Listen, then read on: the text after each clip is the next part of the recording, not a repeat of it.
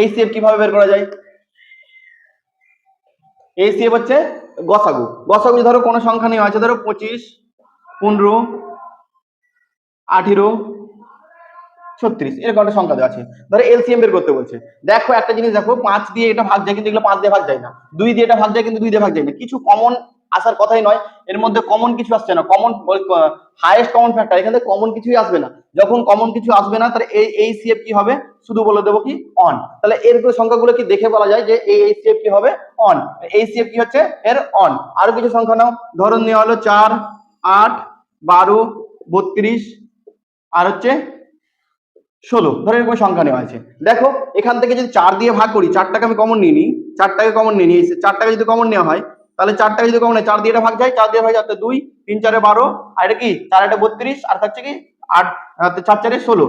দেখো এবার দেখো 3 আর 2 আলাদা সংখ্যা হয়ে গেছে, দুটো সংখ্যা যখন আলাদা হয়ে যাবে আর কিছু দেখতে হবে না, আমাকে দেখতে হবে যে কমনটা কি এলো সেটাই। তাহলে কমনটা কি পেয়েছি, এখানে হাইয়েস্ট কমন কি পেলাম, এখান থেকে আমরা ধরেছিলাম 4, তাহলে এই সিএফ কি হবে এর 4, এই সিএফ কি পাচ্ছি 4। এসিএফ, আর এছাড়া আরো অনেক প্রসেসে এসিএফ বের করা যায়। ধরো বড় বড় সংখ্যাগুলোর ক্ষেত্রে আমরা ভাগ প্রসেসে আমরা এসিএফ বের করতে পারি, সেগুলো আমরা ক্লাসের মধ্যে আরো দেখাবো। কিন্তু এই এসিএফ গুলো কিভাবে সহজে ছোট ছোট সংখ্যাগুলো এসিএফ কিভাবে বের করতে পারি সেটা হচ্ছে আমাদের এখান থেকে দেখতে পাচ্ছি। আরো কিছু সংখ্যা নাও এসিএফ বের করতে পারি, যেগুলো ধরো তোমার কাছে নেওয়া হলো, ধরো 112, 224, 448, ধরো এরকম সংখ্যা নেওয়া হয়েছে। তাহলে তোমাকে একটা দেখে বুঝতে হবে, দেখো এটা এটা ডবল, এটা ডবল হয়েছে, তার মানে এই সংখ্যাগুলো এর মধ্যে এই সংখ্যাটা এর মধ্যে ঢুকে আছে, তাহলে এটাকে কমন নিলে হয়ে যাবে আমাকে। তাহলে কমন কত পাচ্ছি, এটা শুধু, তাহলে 112, তাহলে এটাই হচ্ছে কি আমাদের এইচসিএফ। তাহলে আমরা খুব সহজে দেখে বলতে পারি যে এইচসিএফটা এটাই। আরো কিছু এইচসিএফ নাও যেটা খুব সহজে বের করতে পারি, ধরো 5, 13, 32, 52, 66, 74, এর এইচসিএফ কি হতে পারে? তাহলে এর যদি এইচসিএফ বের করি, দেখো এটা হচ্ছে প্রাইম নাম্বার, এটা প্রাইম নাম্বার, তাহলে এটা তো আলাদা আলাদা, তাহলে দুটো সংখ্যা আলাদা হয়ে যাচ্ছে, তখন কি করবো, যদি কিছু কমন না যায় তখন আমাদের এইচসিএফ কি হবে, সর্বক্ষেত্রে অন। তাহলে এই সংখ্যার এইচসিএফ কি হচ্ছে, সর্বক্ষেত্রে আমরা পাচ্ছি অন। বোঝা গেল তোমাদের এইচসিএফ কিভাবে বের করে। আরো অনেক অন্য পদ্ধতিতে ভাগ পদ্ধতিতে আমরা এইচসিএফ বের করতে পারি। ভাগ পদ্ধতিতে এইচসিএফ কিভাবে বের করি সেটা আমরা একটু দেখো, যদি দেখি এই ভাগ পদ্ধতিতে এইচসিএফ কিভাবে বের করা যায়। তাহলে ভাই দেখো এই সংখ্যাটা দেখো, ভাগ পদ্ধতিতে অনেক সময় বোঝা যায় না যে কোন সংখ্যাটা বড়, কোন সংখ্যাটা কিভাবে কমন নেব, সেক্ষেত্রে আমরা ভাগ পদ্ধতি আমাদেরকে হেল্প করতে পারে। যেমন ধরো ভাগ পদ্ধতিতে যদি বলি, এটাকে যদি নেওয়া হয় 112কে এটা দিয়ে ভাগ করছি, তাহলে যদি ভাগ করা হয় তাহলে 2 দিয়ে ভাগ চলে যাচ্ছে, 2 দিয়ে 2 দুগুনি 4 আর 11 দুগুনি 22, তাহলে ভাগ চলে গেল, তো সংখ্যাটা কি করে থাকলো 112। এই 112 এই সংখ্যা দিয়ে ভাগ হবে, 112, 448, তাহলে কত দিয়ে যাবে, ধরো 4 দিয়ে করছি, 4 দুগুনি 8 আর 4 একে 4, 4 একে 4, ভাগ চলে যাচ্ছে, তাহলে ভাগ কি দিয়ে মিললো, এই 112 দিয়ে, তাহলে এই সিএফ হবে এই 112। তাহলে মনে হতে পারে যে হ্যাঁ এটা ছোট সংখ্যা ছিল বলে হয়ে গেল। আরো কিছু সংখ্যা নাও, ধরো যদি যেটা আমাদের করতে সুবিধা হবে, দেখো সংখ্যার কিছু নাও, ধরো নেওয়া আছে তোমাকে 24, 112 আর নেওয়া হয়েছে ধরো 48।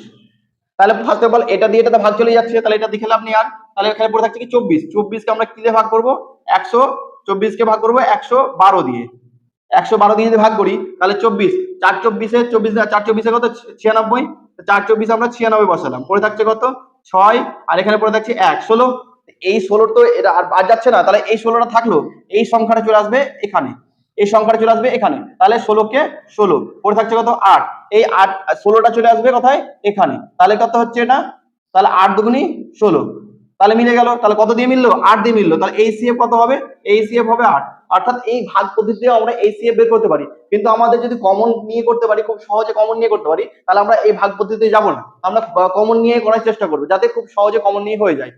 তাহলে দেখো এই সিএফ বা এলসিএফ তোমরা শিখলে যে কিভাবে এলসিএম আর এইচসিএফ বের করা যায়।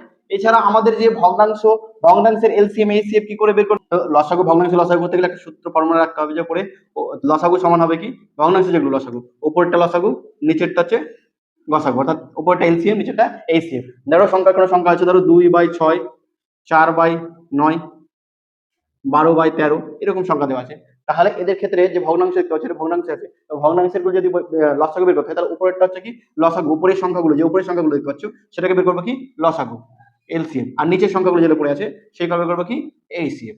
তাহলে আমরা ভগ্নাংশে লসাগু বের করতে পারবো। তাহলে আমরা এলসিএম খুব সহজে বের করতে শিখেছি, যে বড় সংখ্যা ধরবো, বড় সংখ্যা ধরতে গেলে এই সংখ্যাটা 12 দিয়ে ভাগ যাচ্ছে, এই সংখ্যাটা 12 দিয়ে ভাগ যাচ্ছে, তাহলে কত পাচ্ছি, তাহলে 12। আর এলসিএম এর ক্ষেত্রে দেখো সবচেয়ে কমন দেখতে গেলে কি, আমরা 13 দিয়ে এটা ভাগ যায় না, তাহলে কিছু যাচ্ছে না, মানে কি পড়ে আছে শুধু, তাহলে পড়ে আছে 1। তাহলে আমরা কি পাচ্ছি, যদি আমাদের ভগ্নাংশের লসাগু বের করতে হয় তাহলে পাচ্ছি কত, তাহলে শুধু পেলাম কি 12।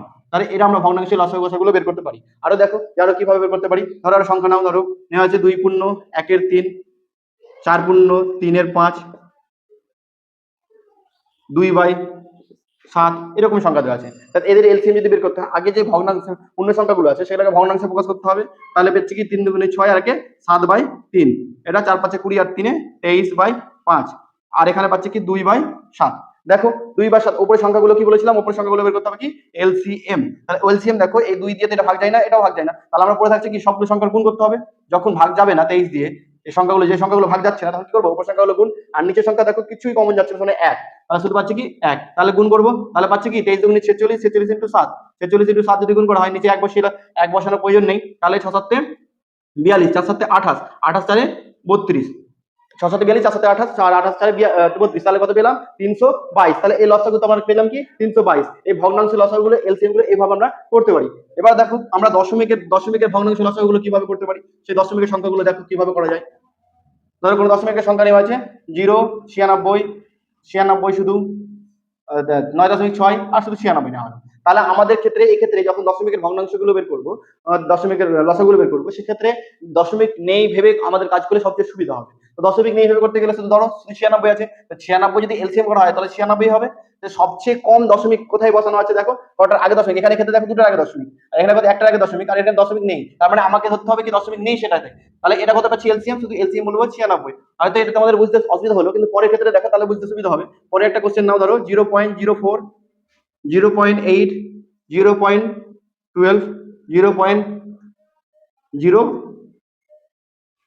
0.016, তাহলে এটা পেলাম। তাহলে আমাদের ক্ষেত্রে কি, আমাদের ভেবে নেবো যে এলসিএম করার ক্ষেত্রে যে দশমিক নেই, তো দশমিক নেই কি মানে কি বলছি, তাহলে আমরা লিখবো কি 4, 8, 12 আর 16, এই সংখ্যাগুলো এলসিএম করলেই হবে। তাহলে আমরা বড় সংখ্যাটা ধরতে হবে, তাহলে এটা 4 দিয়ে ভাগ যায়, এটা ভাগ যায়, এটা তো ভাগ যায় না, তাহলে এখানে পড়ে যাচ্ছে কি 3 আর 4, তাহলে 4 তো ভাগ যাচ্ছে 16 দিয়ে, 4 কেটে গেলে পড়ে যাচ্ছে 3, আর 3 দিয়ে যদি গুণ করা হয় তাহলে 3 16 48। তাহলে সবচেয়ে দেখো সবচেয়ে কম কত দশমিক আছে, এটা, তাহলে একটার পর দশমিক আছে, তাহলে বসালাম কি একটার দশমিক, তাহলে এলসিএম কত পেলাম, এখানে এলসিএম পেলাম 4.8। তাহলে এই সহজ পদ্ধতিতে আমরা এলসিএম গুলো বের করতে পারি, এই সহজ পদ্ধতিতে আমরা এলসিএম বের করতে পারি। আরো এক কোশ্চেন নাও, তাহলে সুবিধা হবে তোমাদের বুঝতে। ধরো নিয়েছো তুমি 2.4, তারপর নিচে ধরো তোমার হচ্ছে অন পয়েন্ট, এটা অন টু, আর কি নিচ্ছ, ধরো তোমার হচ্ছে নিচ্ছ 0.6, এরকম একটা সংখ্যা নিচ্ছ।